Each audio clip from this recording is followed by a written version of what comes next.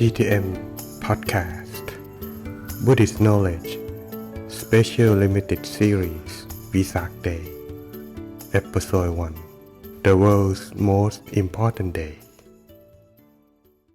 Hello everyone. You are listening to GTM Podcast Buddhist Knowledge Special Limited Series Vesak Day, commemorating the birth, enlightenment, and the death of the Lord Buddha. In this episode, The World's Most Important Day, we provide an overview of the series and explain the significant steps of the Lord Buddha's path to Buddhahood. Let's begin our journey. The birth of the Buddha can be compared to the light of the sun that shines over all beings. It brings happiness to all living things. To attain enlightenment and become a Buddha, one must spend countless lifetimes pursuing his perfection. Vesak Day is the day for all Buddhists to recall his outstanding virtues and how he is the best role model in the pursuit of his perfections. A Bodhisattva is a person who is pursuing Buddhahood. He has practiced his 10 perfections, such as donating his wealth, his organs, even his life countless times during an incredibly long period of time. When his perfections are at their fullest extent, he is reborn and awaits the right time for his final rebirth. The birth of Buddha.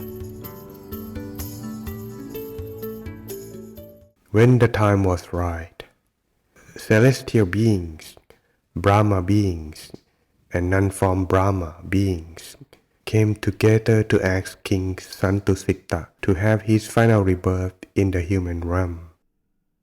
In case you wonder, what are celestial beings, Brahma beings, and non-form Brahma beings? This has been discussed in our Buddhist knowledge class. You can check that out in our YouTube channel on Buddhist knowledge playlist, Buddhist cosmology. Let's get back to our story. King Santusitta checked the 5 conditions required for the final rebirth. 1. Human continent. 2. Country or kingdom. 3. Lifespan as a human being at the time, which must exceed 100 years old. 4. Family status, considered to be one of the highest forms of respect to people at the time. 5. A suitable woman who would serve as the Buddha's mother. Having checked the 5 factors, he saw that he would be reborn in the Jambudvipa continent, living in the Kapilavatthu kingdom, where people are ready to learn his wisdom. The lifespan of people around that time was 100 years old, and he would be reborn to a royal family with Queen Sri Mahamaya as his mother.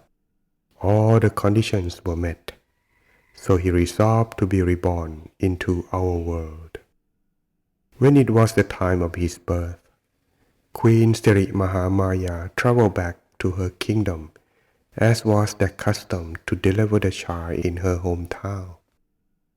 Unexpectedly, in the middle of her journey, at Lumbini Garden, between the cities of Kapilavatthu and Devadaha, on the 15th day of the 6th waxing moon, Prince Siddhartha was born. Queen Sri Mahamaya gave birth to our Bodhisattva in a standing position. He was born breech, meaning his feet came first.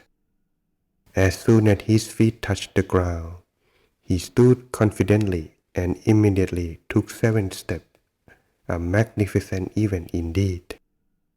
As our Bodhisattva stood, he announced the purpose of his birth. I am the most supreme, the most advanced, the most sublime being in the world. This shall be my final rebirth. In his late 20s, Siddhartha encountered 4 signs which changed his life forever. These signs were an old man, a sick man, a corpse, and a monk. They reminded him of his privilege and the purpose of his birth. He decided to become a monk, thinking it was an appropriate lifestyle to find his way out of suffering. He left the palace on a royal steed named Kantaka, a horse born on the same day as the prince. Siddhartha ordained as a monk by the Neranjara river.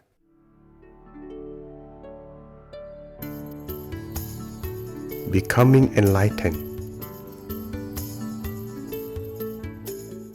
On the 15th day of the 6th waxing moon, having practiced meditation for 6 long years, sitting in a half-lotus position beneath the Bodhi tree, our Bodhisattva made a vow. Let my blood and flesh dry, leaving only my skin, tendons, and bones. As long as I cannot attain enlightenment, I shall not leave this seat and will continue to sit in meditation until the most elevated meditative attainments can be achieved.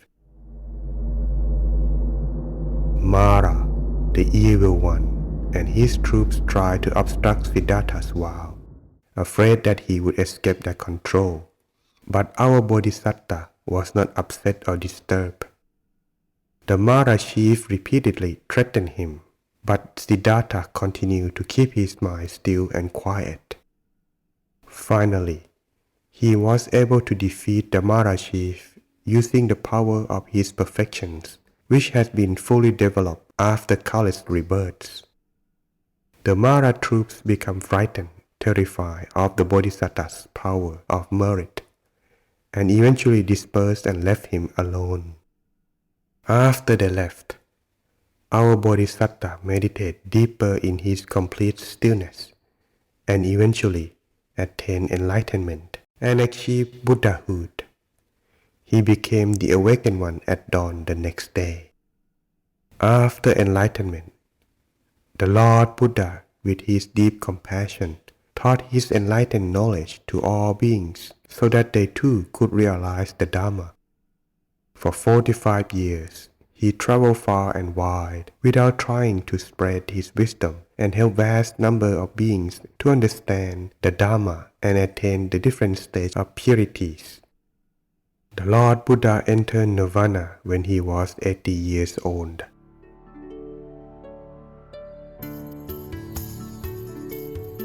Entering Nirvana.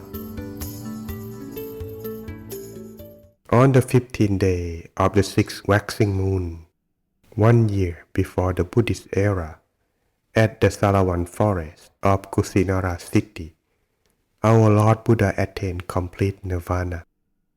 Before parting, the Lord Buddha graciously asked if anyone present had doubt or questions on any of his teaching. There were none. He gave his final advice to the Buddhist communities.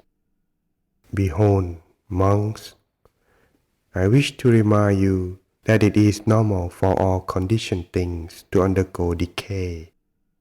You should strive to work hard to benefit yourselves and others by not being reckless. That is why the 15th day of the 6th waxing moon is called Vesak day. It is the day of the Lord Buddha's birth, enlightenment, and entering Nirvana. The Lord Buddha is considered the finest role model and one of the world's greatest teachers throughout the past and the present.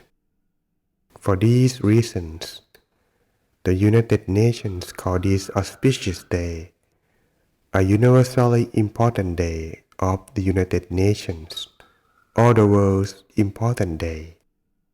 In the next special episode, we discuss in detail the importance of the birth of the Lord Buddha and its significance in Buddhism. We hope you enjoyed today's podcast. Thank you for your continued support. Subscribe, like, and share to your friends and family. See you again next time.